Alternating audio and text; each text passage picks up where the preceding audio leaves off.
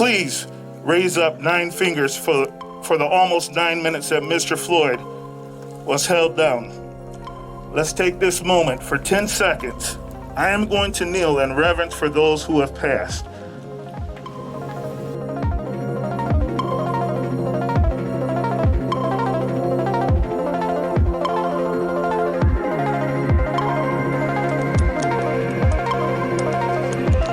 It's been 400 years of racism, oppression, and struggle, and it needs to be stopped. Not tomorrow, not next week, now!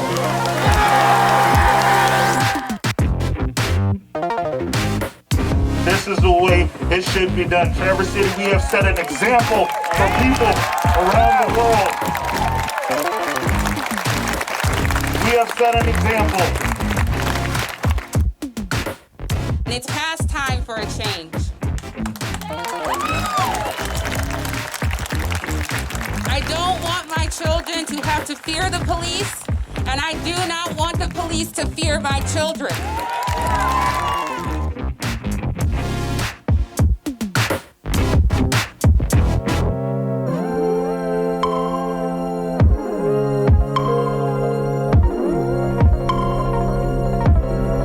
Thank you to all of you who showed up to peacefully protest today and stand in solidarity. This is what it's all about. This is how you get a change right here.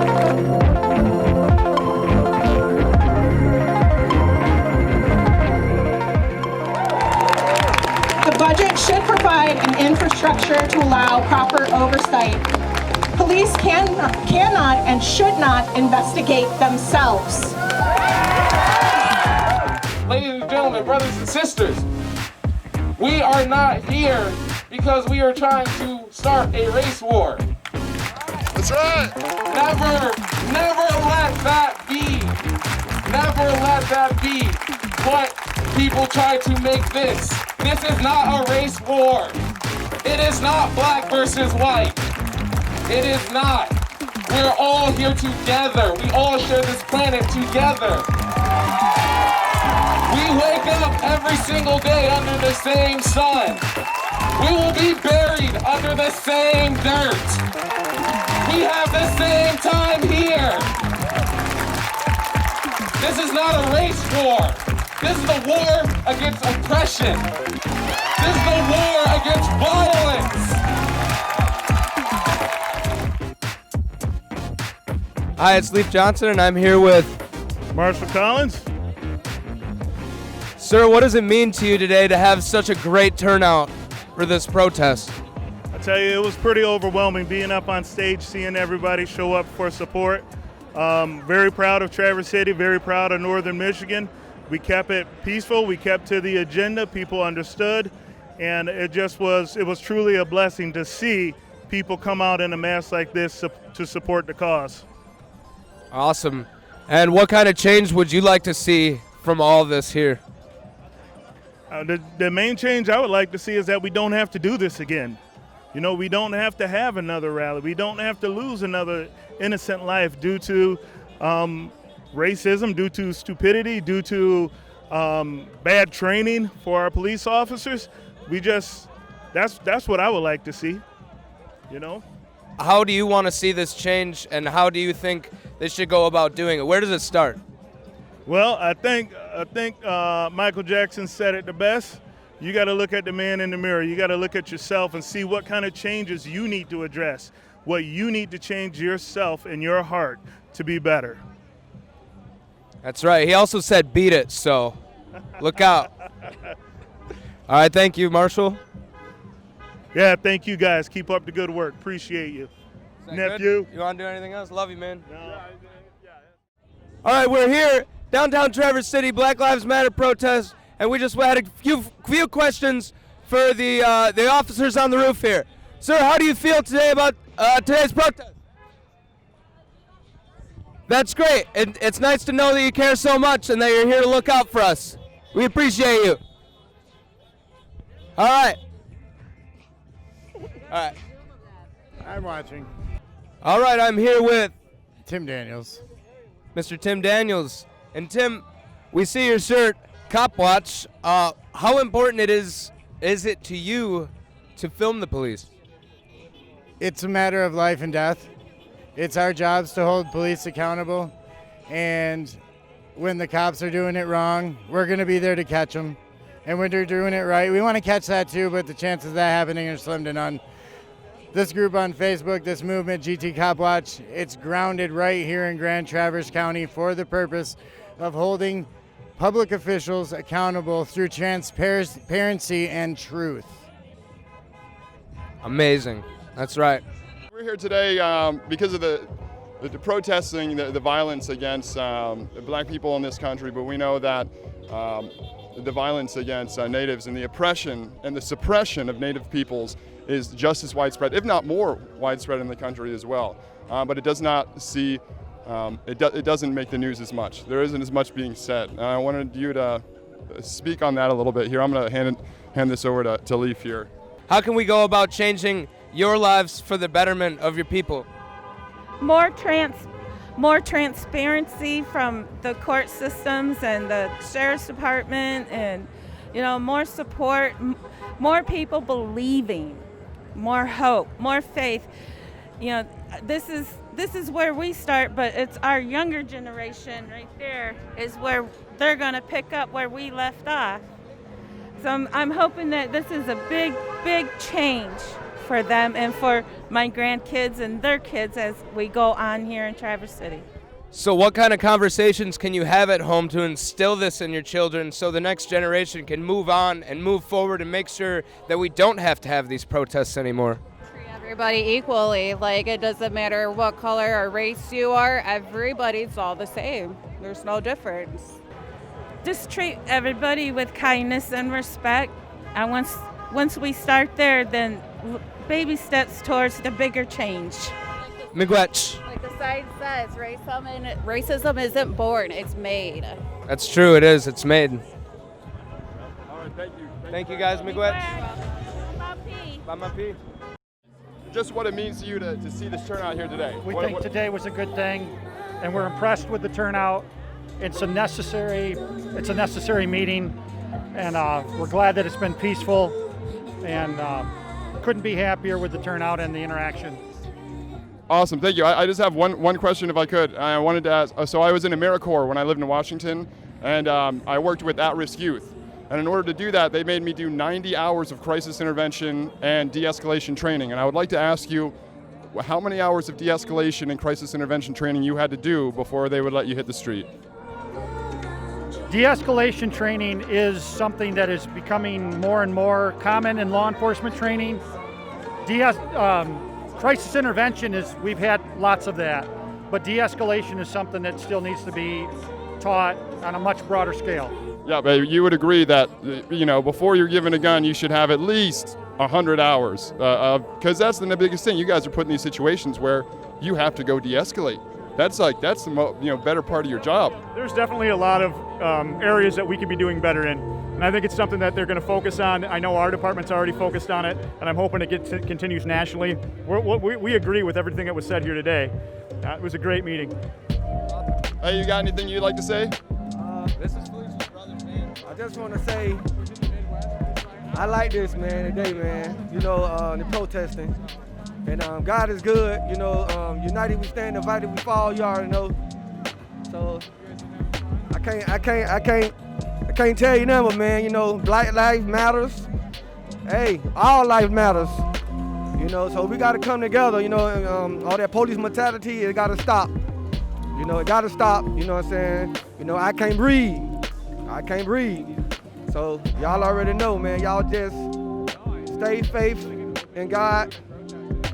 Just come together. God is good. Thanks, Dan. Yeah, this is great. The turnout is amazing. Look at all these people out here. This is awesome. Gotta stop the police brutality. Let's interview this guy. This guy's the man right here. All right, go ahead and introduce yourself, sir. My name is Adeo Limobadi. I'm from Traverse City, Michigan. And how old are you? I'm 14. Okay, and you care to tell us a little bit about what happened to you, your experience with the police here? Well, when I was 12 years old, I had two cops come up to me while I was skateboarding here in Traverse City, and accused me of being another black person, and then I had them slam me up against a cop car, put me in handcuffs, and I was only 12, man. I was scared for my life, but yeah, it was pretty traumatizing for real. I was in the cops' custody for probably like 30 minutes before they even let me go. They wouldn't listen to my mom. They wouldn't listen to the 30 kids that were standing on the side of me yelling that they had the wrong person. They just didn't care. And you were a minor when they put you into custody before your mother was there? Oh, yes. Yes, they slammed me up against their car with brute force. 2 of them. And I was 12 years old. I mean... And how did that situation make you feel? Did that give you any faith in the law enforcement here? No. I lost faith in the police probably before that, honestly. Like, just seeing what they do to my fellow African Americans, how could I have faith in them? Right. How could you? Exactly.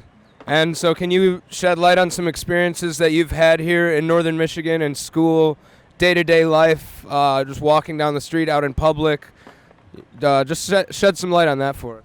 Well, I get called at least probably 3 times a year at my school, but some reason I get in trouble. Every day down here, it's mostly Caucasian, so every day, it's the occasional stare or the glance, or you can see them kind of give you a dirty look or something like that.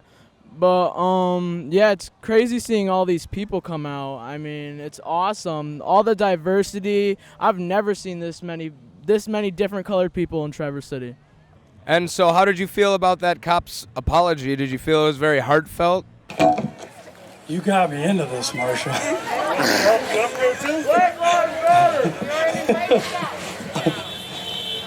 Where's up Dale? Dale? I want to apologize to you for what happened. I want to apologize for what happened. Say it loud! I don't want it to happen again to anyone else. That's right. That's right. Right.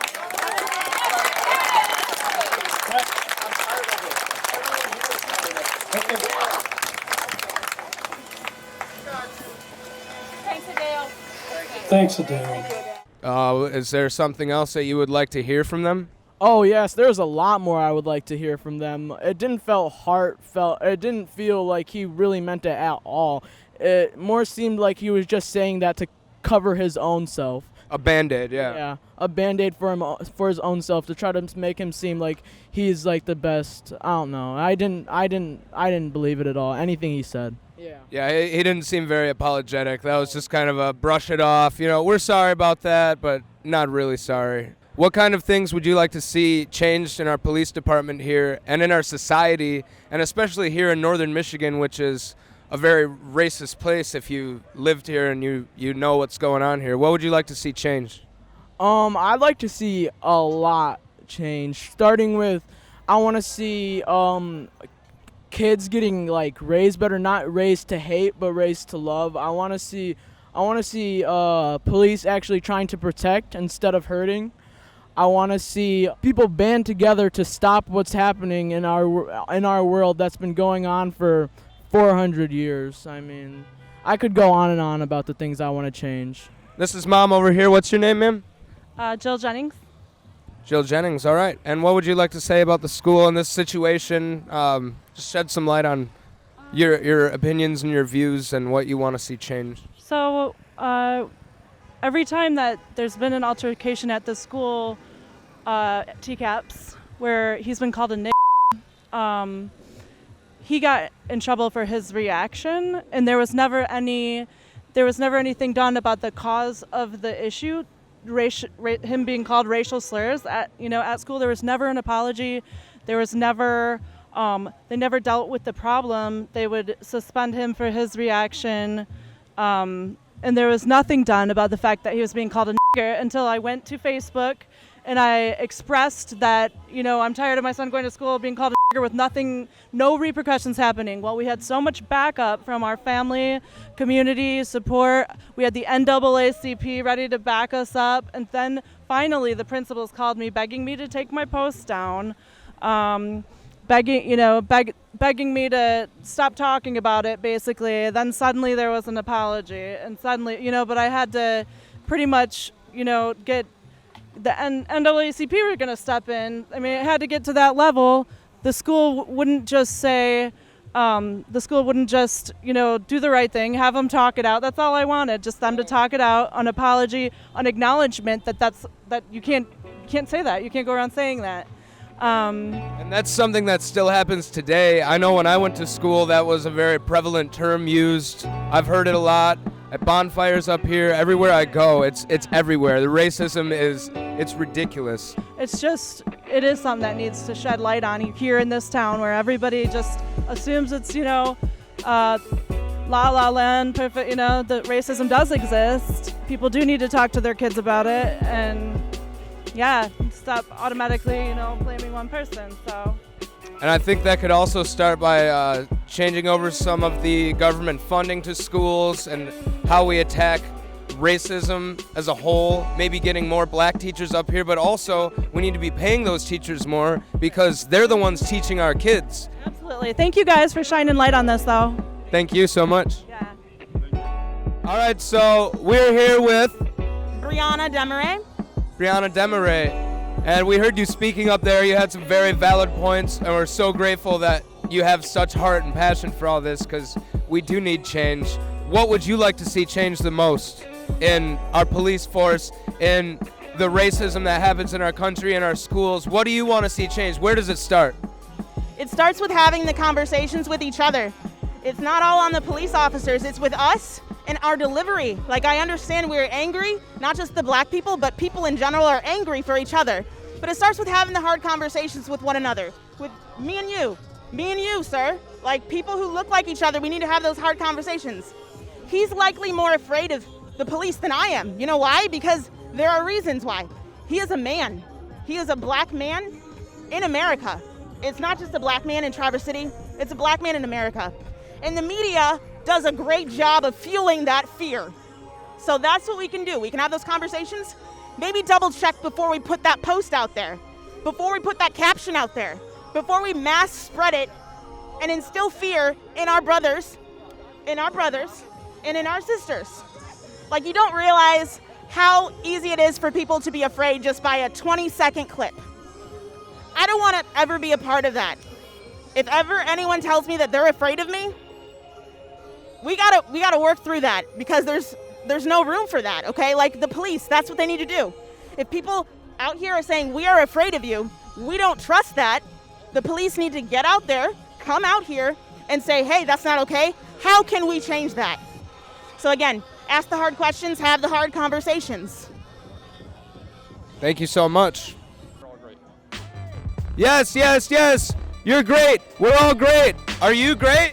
I think so. I hope so. Well, that's what you're saying. It's asking it, are we great yet? Are we? Are we yet? I don't think so. Not yet. Not yet? What can we do to be great? Reform. We can vote. Vote and reforms. Yes, vote. Equality.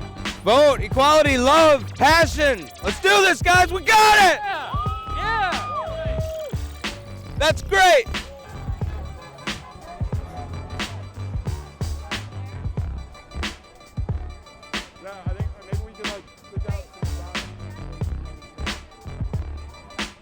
Hey, I'm gonna interview you because I know you. It's me, Leaf. Hello. What brought you out today? The protests. Why are you supporting this protest? Because Black Lives Matter. I just want to see people come together and support each other and support the black community because they need it. And I don't know what other way to do that in my life except to show up and be honest about what I believe in, which is that we are all equal. And I know a lot of it has to do with the police as well. I don't know, like, my knowledge based on it isn't vast, but I know that there needs to be a change and that there is racism in the police force that needs to be abolished. Yeah. Awesome, that's great. And what do you think needs to change, sir? We need to demilitarize the police. We need to put more training into like community policing. We need to put more training into like de-escalation tactics and things like that. There's no reason why someone should go to school for 8 years to be a lawyer to understand the law, and an officer wielding an assault rifle can go to school for 8 weeks to enforce the law. Nailed it! Small dick energy. No way, where'd he go? No! There he is, let's go. Where? Ask him if he's ever actually seen their dick. Excuse me, sir, have you actually ever seen the dick of racism? Oh, every day. How do you even see something that small? Preferably a microscope, but if you squint really hard, sometimes you can see it. Now, what can we do about this small dick energy? How do we get rid of it? Do we clip it off completely? Do we just circumcise it? What are we doing here? I think that's up to the individual, man. They got to be the change they want to see in the world. I love you. Thank you, man. Thanks for you gotta stop yelling into the mic. I'm dude. sorry. I got a loud voice. Yeah. Let's interview these two. Which two? These two? Hey, wait. We're going to interview you guys. Come on over. I know you. Hi. I'm Lee. I met you and Mike like a long time ago. But anyways, so what brought you guys out today? I just wanted to support my community. I'm standing with my brother, as always. Oh yeah, and what kind of things do you guys want to see change in our community, in our schools, in our nation? I want to stop being profiled and to have my son grow up in a world where that's not even a possibility. See lines blurred and not have to stand up for one race, but have to stand up for humanity. And what do you want to see change? I think all of the speakers today had some really good suggestions. We need to go to these meetings, we need to elect the people that we want in office, and we need to diversify the police force, we need to diversify all of our governmental leaders. We need to actually stand up and make a change, and I think today we proved that we can all do that, and there's plenty of people in this community who their hearts are in the right place. Thank you guys, you're awesome. I'm Antifa. So are you a terrorist or with a terrorist organization if you're Antifa? Absolutely not. All right, what does Antifa mean to you? Anti-fascist. Wow, knowledge. Wait, Michaela, let's interview Michaela. Michaela! Hold on! We gotta interview this one right here. Let's get it done, all right? Why did you come out today? Boy, I'm gonna kill you. Boy, if you don't, all right, listen. We just want to know why Black Lives Matter, what it means to you to be black in a mostly white community like this, and what you want to see change. So black people matter because they're human beings that deserve to be happy in life. They also deserve to turn right when they're trying to leave a protest. I forgot the other questions. What were the other questions? I love you, Michaela. Love you guys.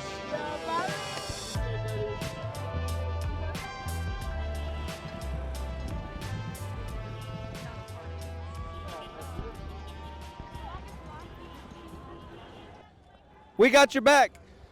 All right. Sir. We need to ask you some questions. All right. Thanks. You took a picture of this lady right here, and she would like it removed from your phone. Can you take it off your phone, please? What's your name, sir? Thank you. My name is All Persons. All Persons, all right. And why are you here? Because I think all persons should be here. All right. And are you going to delete that? She would just like her picture off of your phone, please. I promise I'll do that. Can you do it right here so we can see you, please? Well, this? Thank you so much. We're trying to keep everything peaceful. We love everybody, so thank you for doing this. This is great. It's a pleasure. And listen, I want to say thank you, guys. I'm a First Amendment person. I was in Ann Arbor. I've been in Berkeley. I think First Amendment is important. We should listen to each other, and we should hear different points of view. And thank you. All right. I want to show you that. I want to show you that. Would be deleted. Absolutely. There it is. I'm going to delete it right there. Thank you. You're welcome. Thank you very much. I love you. Thank you. Thank you. Thank you. Thank you. Thank you. Thank you. And thank you. Very That's much. what. Thank you, ma'am. You're awesome. But what's interesting is the people. We need free speech when people surround you because you have a point of view. Who? What are you talking about? Right, yeah. Who are you guys reporting for? This is for our own news team that we've created. We've got a YouTube channel, and What's it called? It's called Skitz, but we're also making a series. We do like funny. We make fun of the news and things that are going on, but we also are getting serious about this. So, why did you come today? I come because I think these are important issues and people should be talking to each other. And we need free speech, and we need to hear. It's very easy for people to sort of be told that they should align with a certain perspective, like, are all cops bad? Are all, it's so easy to categorize people. These issues are complicated. Life is complicated. Sounds like my ex-wife. Sounds like my current wife.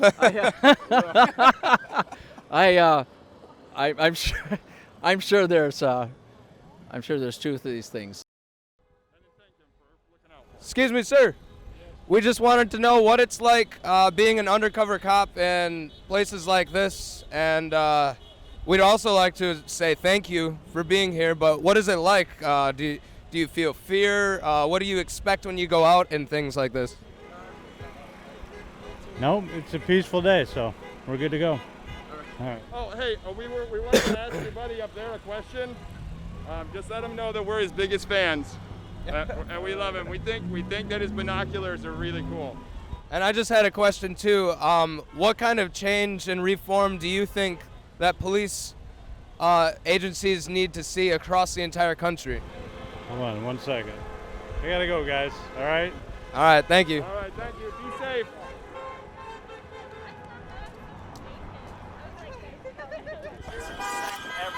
All right, here's the guys that claim they're here to protect everybody. That's right, they're here to protect peaceful protesters from peaceful protesters. They have guns at a peaceful rally, and they're trying to protect the peaceful people without guns. You should ask him when the last time they shot somebody was.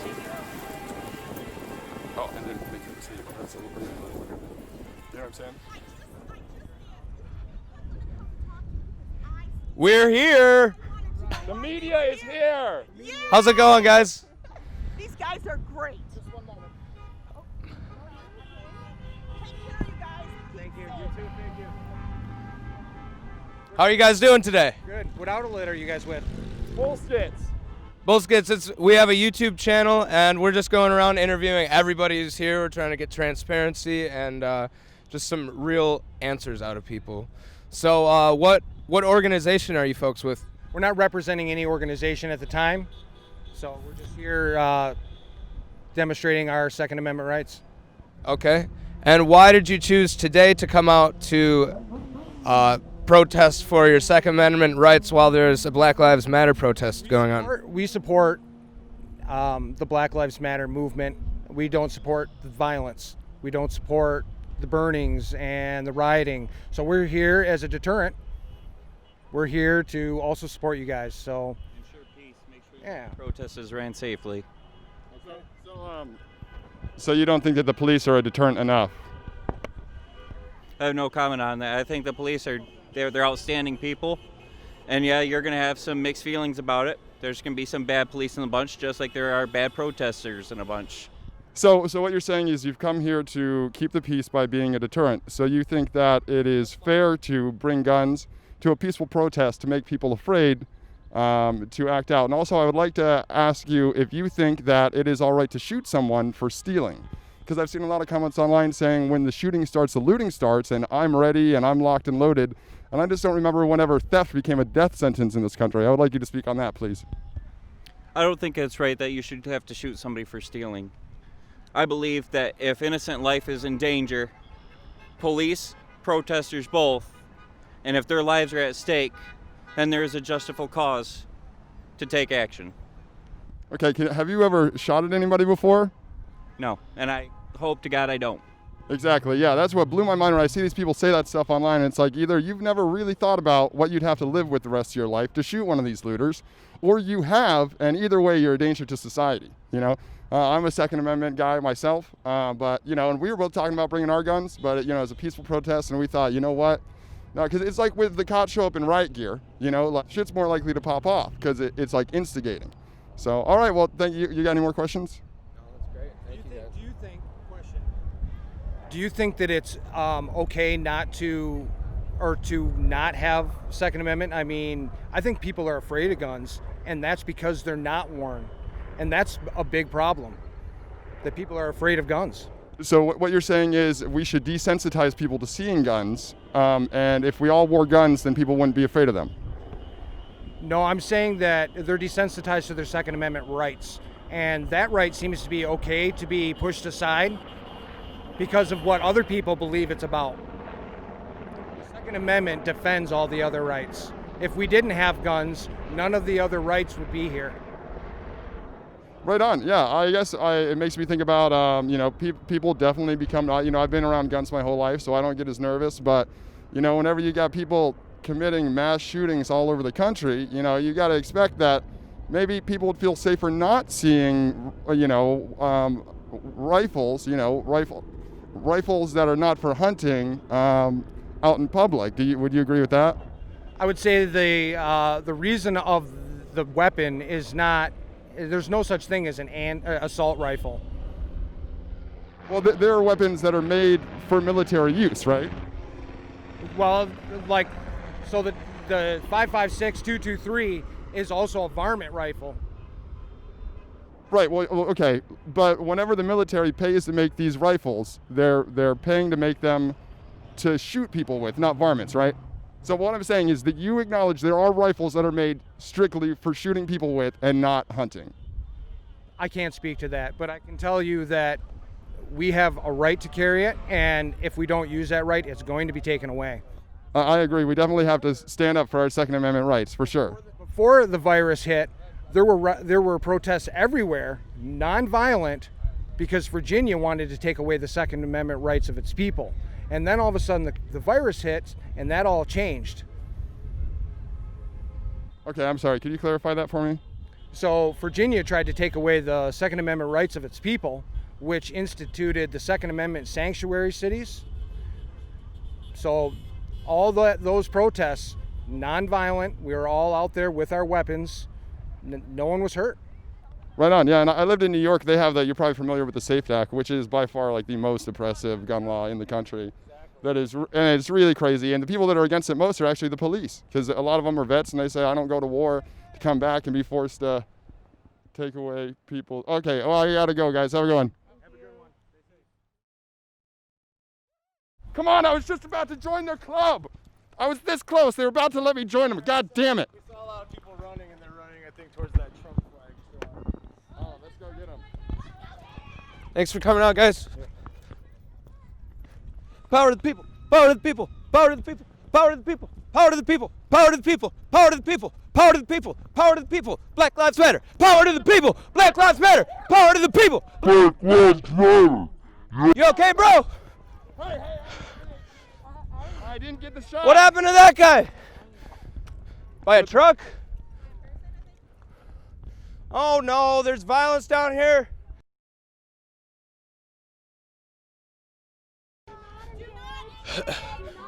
We're not engaging.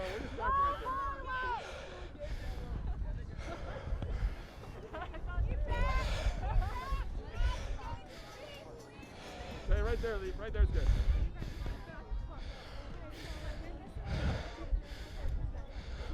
The organizers are asking that everybody step back.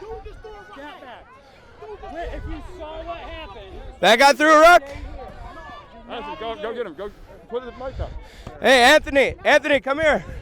We're interviewing Anthony. We're with the press. Anthony, what happened to you? Police right there, man. Motherfucker, a dude threw a rock, hit me in my hand. Are you okay? Yeah, I'm good. All right, okay. Let's go. We should go find that guy. Officer, they run off my niece is following a guy that's hit through the rock. I don't know, he's around here somewhere. He just took off. Where did you come from? Where'd you come from? I just came from town. You were just walking? No, I was riding with my brother in the car, and he just threw a rock and hit me in my hand. I guess he seen the flag and didn't see me in the passenger side, threw the rock, and then hit me in my hand. And that was the wrong thing to do. Yeah. He ran down that way. You better go check his jaw. Oh, we saw him. Yeah, we saw him. He got pretty good. You better go check his jaw. Yeah.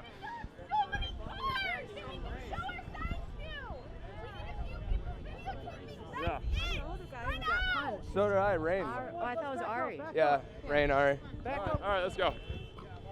Should we go find that guy? Yeah. Ari, he's gone. He's probably... Yeah, he's Yeah, gone. Yeah. Hey! Hey, that guy's name is Ari, sir. That guy's name is Ari. Okay. What was he wearing? He works at Higher Self. He works at Higher Self. His name is Ari. Because of the Trump flag. Yeah, it's people like that that we don't need out here.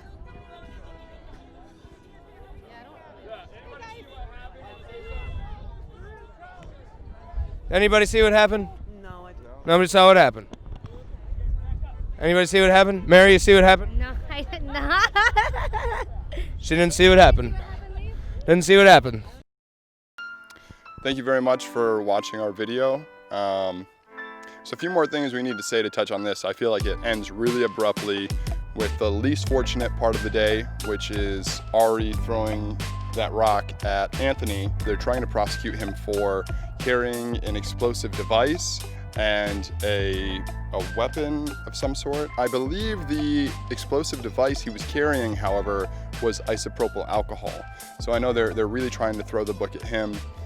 The Grand Traverse County prosecutor, Noelle Moenberg, she's the one who said that the charges against him include possession of an explosive substance, which is a 10-year felony, and carrying a dangerous weapon with unlawful intent, which is a 5-year felony. I believe that and I read it somewhere, I can't find the article, but I believe what they found in his possession was isopropyl alcohol. So if they're saying he was carrying an explosive device, that's kind of a stretch, but they're also saying a backpack full of rocks was carrying a dangerous weapon as a felony. I think that goes with his intent. You know, he showed up to a peaceful protest.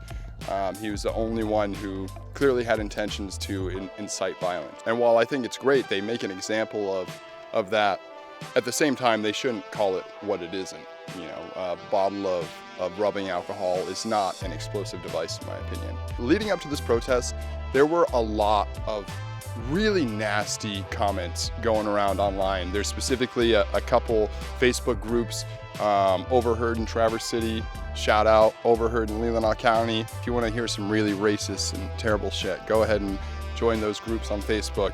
We shared flyers, people were sharing information about this protest happening, and people were going on and on about how I'm locked and loaded and I'm ready to shoot these people. Like I said to the Second Amendment guys that we interviewed, we've come to find from investigations from not only the Traverse City Police Department, but also the FBI, who looked into threats of violence on Facebook, that they were actually all coming from white supremacists, white nationalists who were both pretending to be either BLM advocates or Antifa, saying they were going to come and burn down shops and loot in our precious downtown Traverse City, or they were people who were saying, we're ready to shoot these protesters.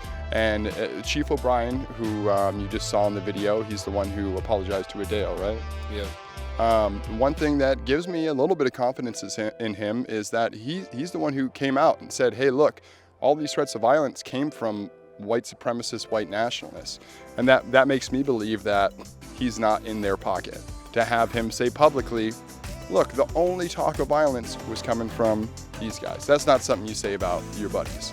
And we'd also like to say, I would like to at least say thank you to the Traverse City Police Department for how they handled the Second Amendment guys. The police department obviously worked really hard not to instigate further violence by not showing up in riot gear, and they had plainclothes officers, you know, that were made to not make the police presence look intimidating. And no one got pepper sprayed or maced. Even Ari, I don't think they maced or pepper sprayed him. Maybe it should have been, but he was a good in the right. And it's important to remember that we have privilege to be able to go out and demonstrate in our little small white town. We've been very careful not to say an all white town, but I think looking at the demographics show it is. Here, I'm gonna hand this to you. I'm gonna look at it because the actual. It's an all white town.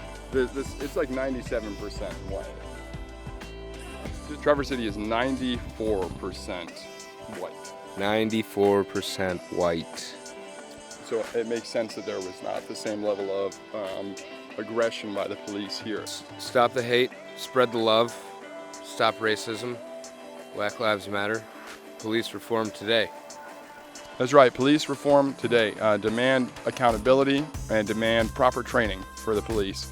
You have to do 1,500 hours of training to be a cosmetologist, style hair and whatnot in the state of Michigan. But to be a police officer and to actually hit the street, you only have to do 594 hours of training, which is almost 1/3 of the time. And that blows my mind because cosmetologists don't get guns. No, they get really sharp shears. You better look out. That's true. You could do a Sweeney Todd, but you only got so much range. Like you can't Sweeney Todd someone who's running away from you. That's true, unless you have a good throwing technique. All right. Well, yeah. Thank you so much again for watching this video. I know it's very long. There's a lot to pack in here. This is all really important stuff, and I hope that we've been able to elicit at least one laugh out of the whole thing. But this isn't a funny subject, and that's why I'd like to leave you with this.